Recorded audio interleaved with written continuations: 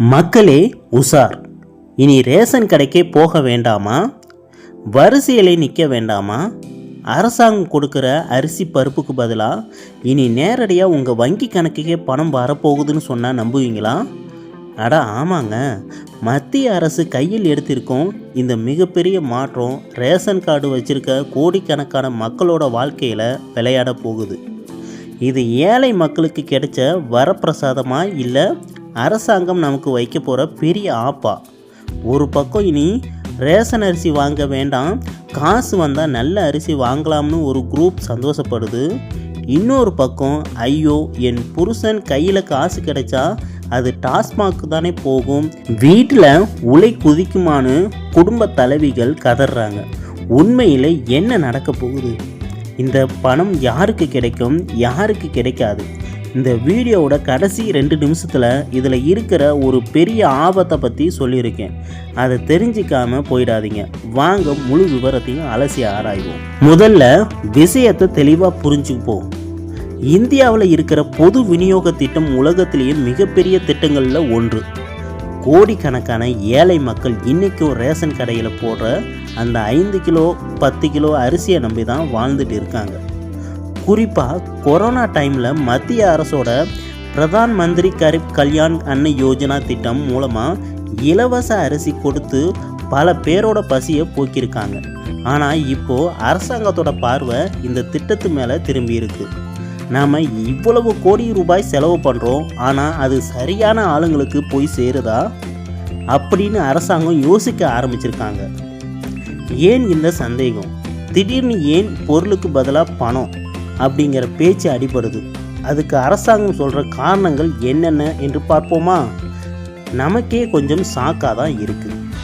ஏன் அரசாங்கம் ரேஷன் பொருளுக்கு பதிலாக பணம் என மாற்றத்தை நினைக்கிறது? நண்பர்களே, அரசாங்கம் சொல்கிற முக்கிய காரணம் ஊழல் மற்றும் கசிவு.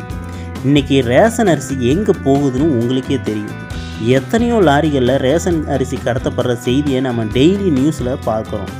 அதே மாதிரி போலி ரேஷன் கார்டுகள், அதாவது இறந்து போனவங்க பேரில் அல்லது ஊர்லேயே இல்லாதவங்க பேரில் இன்னும் ரேஷன் பொருட்கள் வாங்கப்பட்டு இருப்பதாகவும் செய்திகள் வெளியாகியுள்ளன. இன்னொரு பக்கம் வசதி படைத்தவர்கள், அதாவது கார் வச்சுருக்கவங்க கூட, வருமான வரி கட்டுறவங்க கூட இலவச அரிசியை வாங்கிக்கிட்டு போகிறாங்க. இதனால் என்ன ஆகுதுன்னா, உண்மையாகவே கஷ்டப்படுற ஒருவேளை சோற்றுக்கு வழி இல்லாமல் ஏழைக்கு போய் சேர வேண்டிய அரிசி கள்ள மார்க்கெட்டில் விற்கப்படுது. இதை தடுக்கிறதுக்கு ஒரே வழி இடைத்தரகர்களே இல்லாத ஒரு சிஸ்டம். அதுதான் டைரக்ட் பெனிஃபிட் ட்ரான்ஸ்ஃபர். அதாவது பொருளை நேராக கொடுக்காம பணம் மூலமா அக்கௌண்ட்லேயே போடுறது.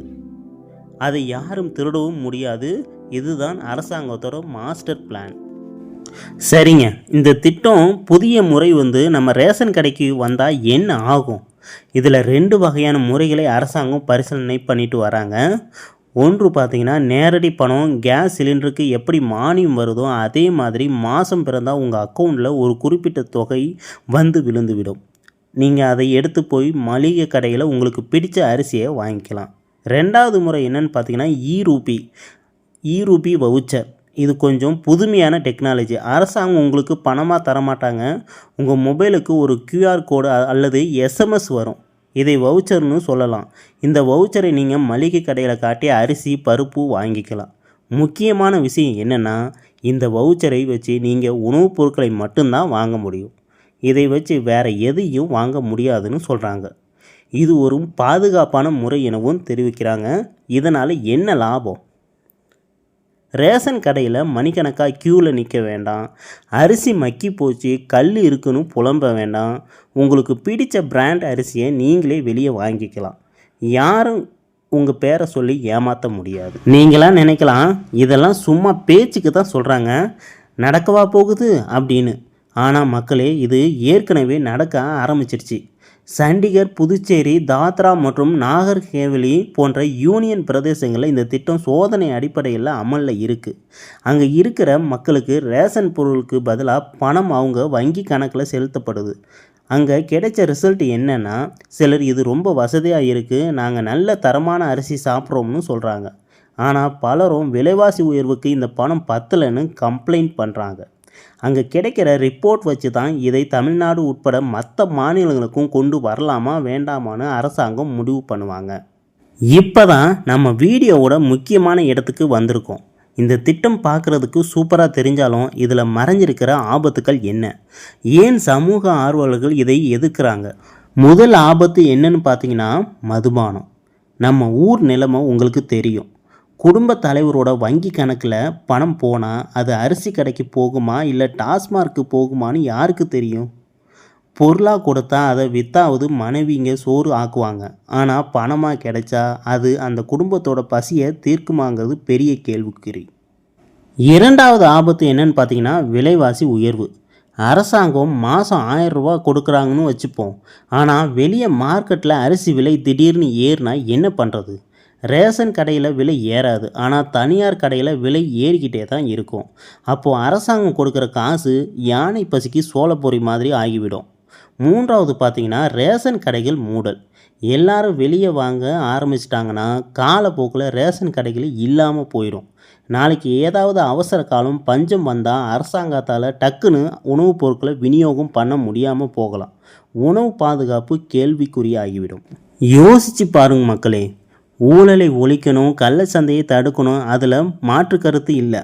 ஆனால் அதுக்காக ஏழை மக்களோட தட்டில் இருக்கிற சாப்பாட்டில் கையை வைக்கிற மாதிரி எந்த திட்டமும் வந்துடக்கூடாது. உங்கள் கருத்து என்ன?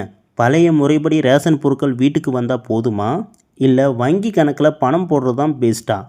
உங்கள் மனசில் என்ன தோணுதுன்னு மறக்காமல் கமெண்டில் சொல்லுங்கள். உங்கள் ஒவ்வொரு கமெண்ட்டுக்கும் அரசாங்கத்தோட காதுக்கு போகிறதுக்கு வாய்ப்பு இருக்குது. இந்த வீடியோவை உங்கள் நண்பர்கள், சொந்தக்காரங்க எல்லோருக்கும் ஷேர் பண்ணுங்கள். விழிப்புணர்வோடு இருப்போம். இதே மாதிரி பயனுள்ள தகவல்களுக்கு நம்ம சேனலை சப்ஸ்கிரைப் பண்ணி பெல் பட்டனை கிளிக் பண்ணுங்கள். நன்றி, வணக்கம்.